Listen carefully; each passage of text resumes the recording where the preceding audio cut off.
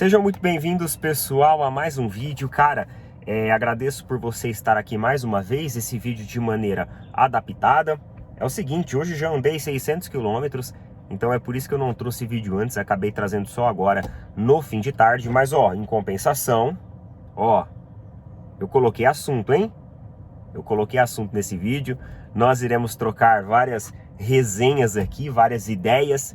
E eu já peço aí o seu like, já peço a sua participação no vídeo de hoje. E também, meus queridos, não deixem de apoiar os nossos amigos lá da Tribo da Sorte.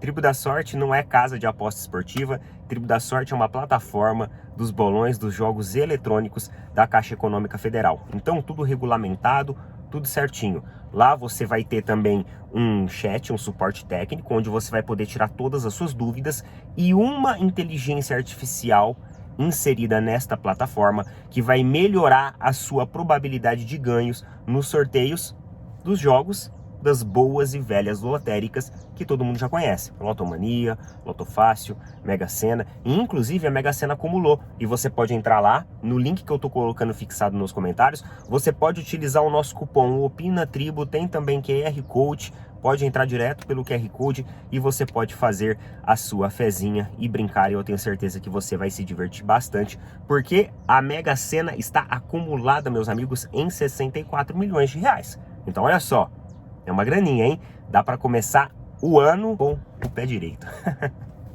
É isso daí, pessoal. Vou conversar sobre alguns assuntos aqui, sobre algumas pautas. É o seguinte, eu vi aí nas redes sociais, meio por cima, obviamente, não cheguei a olhar no detalhe, mas eu percebi que algumas pessoas estão falando a respeito dessa repercussão do gramado do Palmeiras.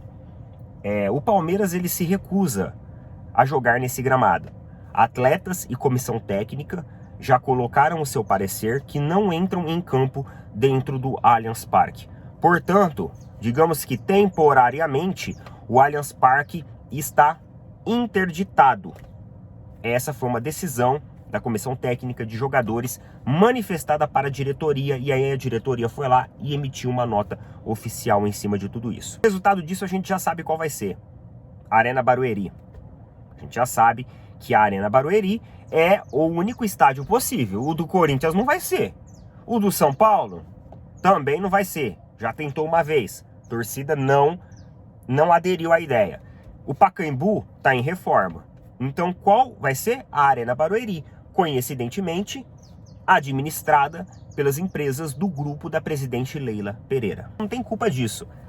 Eu só tenho uma pergunta para fazer em relação a tudo isso. Apenas uma pergunta. Só uma.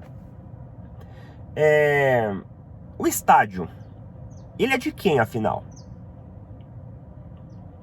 Porque eu entendo que, a partir do momento que você tem um contrato, e este contrato não está sendo cumprido, você mesmo pode tomar as devidas iniciativas e depois exigir as reposições, sejam elas financeiras, os repasses, etc, e etc. E eu não vejo o Palmeiras bater o pé frente a tudo que a W Torre apronta dentro do Allianz Parque. Eu não vejo o Palmeiras bater o pé. Você tem essa dívida que está na justiça. Agora, a W Torre está levando o Palmeiras na justiça também pelo número de cadeiras, que eles acham que deveriam ser mais, e que o Palmeiras não está cumprindo com o número de cadeiras. Só que o número de cadeiras é muito irrelevante perto de 120 milhões de reais. Número de cadeiras é muito irrelevante perto da lesão de atletas, sejam do Palmeiras ou adversários, devido a um gramado em péssimas condições e sem as devidas manutenções. E aí eu pergunto para vocês, por que a diretoria do Palmeiras ela é tão assim, arisca com toda a situação com a W Torre? Porque ela tira o time de campo em vez de ir lá, bater de frente e brigar. Vocês não vão nos pagar?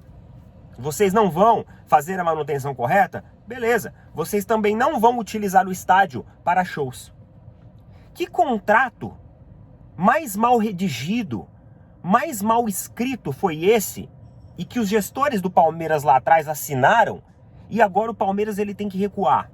Porque embora a Leila venha nas suas coletivas e esbraveja contra a W Torre, sempre, sempre, sempre, quando é a hora de bater de frente, quando é a hora de impedir os shows, o Palmeiras recua. E aí é o Palmeiras que vai utilizar outro estádio para jogar, enquanto os shows, os calendários, os eventos, eles vão continuar acontecendo e vão continuar marcados no mesmo local, que é no Allianz Parque. E tudo isso vai atrasar a mudança do gramado. Inclusive, mudança essa que eles garantiram que vai acontecer rápido, só que eles não puderam garantir um prazo específico, porque tem eventos no Allianz para acontecer. E aí, essas milhares de perguntas que eu tenho. Porque sempre nesse cabo de guerra, o Palmeiras fica com o lado mais fraco. É isso que eu não entendo. Esse braço de ferro, o Palmeiras nunca pende pro lado dele. E sempre contra ele. O Abel não gosta de jogar na Arena Barueri. Os torcedores não gostam de ir na Arena Barueri. Então por que insistir em Arena Barueri, onde nós podemos dar um choque na W Torre? Ah, Neto, mas fazer isso não vai fazer com que o estádio fique pronto do dia para noite. Beleza, não vai fazer. Só que vocês concordam comigo que dá um choque na W Torre? Ah, Neto, mas o contrato não permite o Palmeiras fazer isso. Então quer dizer que nós temos um problema contratual. Nós estamos reféns da W Torre. Isso significa que W Torre, Real Arenas, ou seja lá quem for, é mais dona do estádio do Palmeiras do que o próprio Palmeiras. Não é isso que dá a entender? Porque quando a CBF foi tentar marcar a Supercopa no Maracanã, o Flamengo e o Fluminense não concordaram. Bateram o pé. Ó, não, aqui não. E agora? O Palmeiras fala amém pra tudo em relação à W Torre. Beleza? E só pontuando, pessoal, mais um ponto importante aqui, eu vejo algumas pessoas debatendo assim: ah, o Abel Ferreira, ele é a favor da troca do gramado, ele mesmo pediu a troca do gramado, só que o Abel, ele pediu a troca do gramado sintético para um novo gramado sintético. Eu vejo algumas pessoas que estão confundindo isso. Algumas pessoas estão dizendo que o Abel não concorda com o gramado sintético e quer a grama natural. Não é isso que ele disse. Não foi isso. Ele quer a troca por um gramado sintético novo, de boa qualidade, assim como quando ele chegou em 2020 no Palmeiras. Ele mesmo falou isso na coletiva de ontem. Ah, Neto, mas o gramado sintético traz mais possibilidades de lesões. Exatamente. Só que o gramado que tem nos estádios brasileiros, que eu poderia chamar até de pasto, eles também causam lesões. A lesão não é uma exclusividade do gramado sintético. A lesão, ela é motivada pela falta de manutenção, pela baixa qualidade, seja do sintético ou seja do natural. Que um estádio cheio de buracos, meus queridos, também vai causar lesão no atleta. Só para pontuar, eu vejo algumas pessoas discutindo como se o Abel tivesse pedido a troca do gramado sintético por natural. E não foi isso que ele pediu. É só assistir a coletiva dele lá, que está muito bem explicado e ele pontuou muito bem o que ele realmente quer. Eu gostei dessa notícia, eu fiquei contente com essa notícia de que o Diego Costa não vai vir para o Palmeiras. Para quem assistiu alguns vídeos atrás, viu que eu era contra o Diego Costa no Palmeiras. Aí você fala assim para mim: nossa, Neto, mas você sempre pede contratação, você sempre pede jogadores de peso. Exatamente, mas eu não considero, nas atuais condições que está, o Diego Costa um jogador de peso. Me desculpem, eu não considero. Eu acho que é um jogador que tem uma série de variáveis que implicam para que o Palmeiras não contrate ele. Idade, relacionamento interno com companheiros de trabalho, comprometimento para os clubes o qual representa e histórico de lesões. Tudo isso. Eu considero tudo isso muito importante e muito relevante para a não contratação de Diego Costa. E eu acho que dessa vez, foi noticiado agora de tarde que a Leila vetou, justamente por esses motivos. E se realmente ela vetou por esses motivos, ela tomou a decisão correta. Quando eu falo que o Palmeiras precisa de jogadores de peso, são jogadores ali de 28, 29, 30, 31 anos. Não é um jogador que vai fazer 36 anos, teve uma passagem minúscula, ridícula pelo Botafogo agora, pipocou, lento, devagar, já foi um grande jogador. O que eu peço é um jogador. e não um ex-jogador em atividade. Quando nós falamos de boas contratações. Entendeu? Por exemplo, o Dudu tem mais de 30 anos, só que joga muito ainda.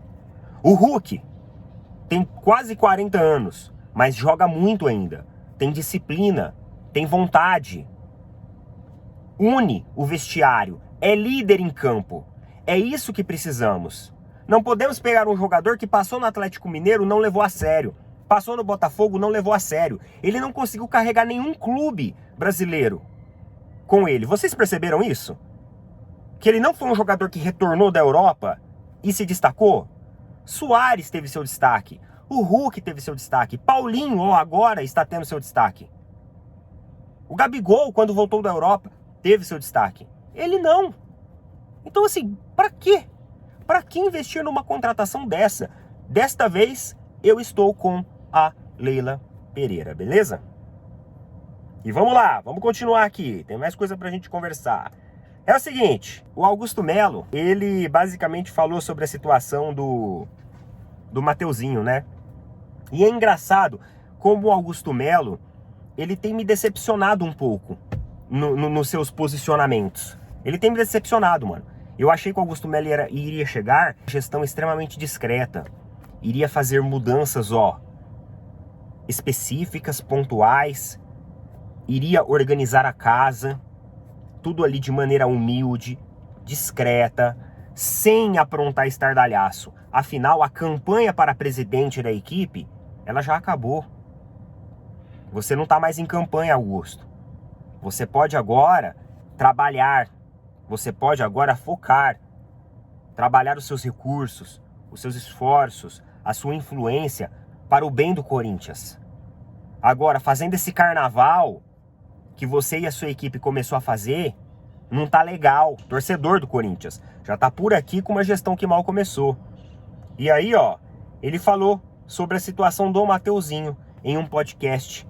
Tá aqui, lá na Rádio Itatiaia. Fizemos uma proposta de empréstimo e eu não estava. De repente, o atleta veio para exames, já com o contrato que não foi a gente que acordou. Não era para ir para o treino. Dei dura em todo mundo. Não pode acontecer isso. Estava tudo certo. Estávamos em condições de contratar. Chega o contrato. Vim correndo para assinar para ir pro bid. Mas o contrato não tinha as cláusulas que a gente queria. A de vitrine em 20% e o passe estipulado, para não acontecer o que aconteceu com o Veríssimo. É um atleta que está lá. Não seria usado pelo Flamengo. Nos interessa. E fizemos tratativas. Mas não posso assinar uma coisa dessas. Proposta está com ele. Chegamos a um preço igualado ao outro clube. Estamos esperando a resposta deles. Fizemos da forma que seria vendido. Igualamos, o garoto tem preferência ao Corinthians, é corintiano e temos um projeto legal para ele. Fecha aspas. Isso daqui foi as frases do Augusto Melo. E aqui, cara, o Augusto Melo, ele claramente jogou a responsabilidade para cima do Flamengo. Único e exclusivamente. Ele falou que ele não sabia que o Mateuzinho ia treinar. Que estava no campo treinando. Vocês acham que ele não sabia? Pô, saiu foto do treino no site oficial, mano. Agora ele vem tirando da reta porque deu ruim lá com o Veríssimo e eles viram que isso aqui ia dar ruim também. Aí eles tiraram o time dele de campo. Então, assim, eu vi um vídeo de um corintiano hoje, ele falando assim, que ele sente que essa gestão fala muito e tá fazendo pouco. Tá fugir ali de algumas responsabilidades. E é verdade. É uma gestão que parece que toda hora que a coisa não anda conforme eles querem, eles tentam atribuir ao outro a culpa. Eles tentam atribuir ao outro a responsabilidade. De verdade, vocês acham que ele estava treinando? As fotos oficiais do treino que saíram no site, que saíram em todos os portais, e ele não sabia? Que o cara tinha ido lá e já estava treinando? Ele não sabia disso? Sendo que ele mesmo fala aqui que ele estava conduzindo essa negociação. Tudo bem. O Flamengo errou também na parte deles. Ok. Mas, admita o seu erro também. Não. Foi uma falha nossa. Foi uma falha nossa de comunicação com essa questão do contrato, né? Nós acabamos ali nos empolgando pela necessidade de ter o jogador, pelo desejo de ter o jogador, e acabamos queimando algumas etapas, mas voltamos para reconstruir isso, para corrigir isso. Afinal, é um dos símbolos da nossa gestão. Pronto, mano, é isso. Agora, ficar tentando atribuir ao outro a culpa e tirando da reta, não é legal também, né? Não é bacana isso. E como último assunto aqui, pessoal, eu quero trazer aqui a frase do Benja. Olha aqui que o Benja falou. Vai vendo. Por que o Palmeiras não busca o Gabigol? Tá no banco do Flamengo. O Tite não morre de amores por ele. Imagina o Rafael Veiga com o Gabigol. O que esse time do Palmeiras não ia fazer de gols? Falta ousadia pra Leila. Cara, e aí eu fui ver nas redes sociais como que essa frase dele repercutiu, obviamente para os torcedores do Palmeiras. E eu até me surpreendi. Olha só, algumas reações aí de torcedores do Palmeiras. Rapaz, eu concordo. Gabigol seria um ótimo substituto pro Endrick, que vai sair, né, pra Europa. Outro falou assim, ó: gosto do Gabigol. Verdade seja dita, ele ajudaria demais o Palmeiras.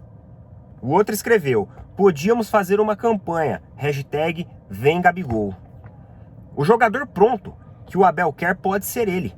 Abel sabe potencializar jogadores. O Gabigol, ele iria voltar a fazer gol e aqui ele seria realmente aquele velho Gabigol.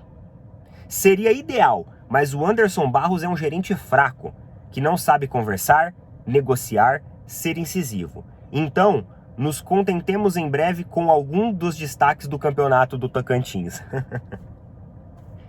E aqui uma menina escreveu aqui, ó: rapaz, seria maravilhoso. O Gabigol pode assinar um pré-contrato no meio do ano, é só ir pra cima. Outros escreveram: vem ser feliz aqui, Gabigol. Alguns falaram assim, né, jamais, não tem nada a ver com Palmeiras. Outros escreveram que é um cara que não sabe lidar com vestiário.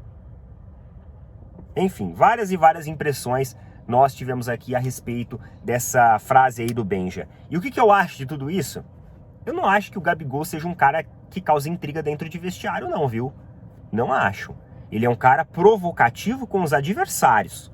Mas dentro do vestiário, eu não vejo que ele é um cara que fica assim, sabe, leve trás. Não, não, não, não. Ele é um cara bem centrado, bem objetivo. Obviamente que ele tem as situações dele, ele tem um comportamento dele que muita gente reprova. Mas assim, é um baita de um jogador.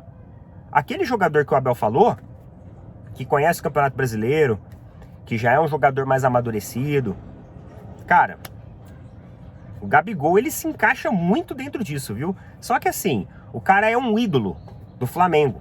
O cara não vai manchar a trajetória dele, a carreira dele, sei lá, mesmo que ele saia no meio do ano pro Flamengo, com um pré-contrato assinado com algum outro clube, ele não vai manchar a carreira dele com o time do Palmeiras, indo pro Palmeiras, né? Isso daí não faz sentido nenhum. Ele é um ídolo dentro do Flamengo. E assim, porra, é a mesma coisa do que, sei lá, no dia de amanhã o Rafael Veiga ir lá e assinar com o Flamengo, ou o Dudu ir lá e assinar com o Flamengo, né? Eu acho que não tem nada a ver, essas coisas não casam. Mas enfim, fica aí só pela resenha. Coloca nos comentários o que vocês acham a respeito disso, beleza? Tamo junto, valeu, falou, até mais.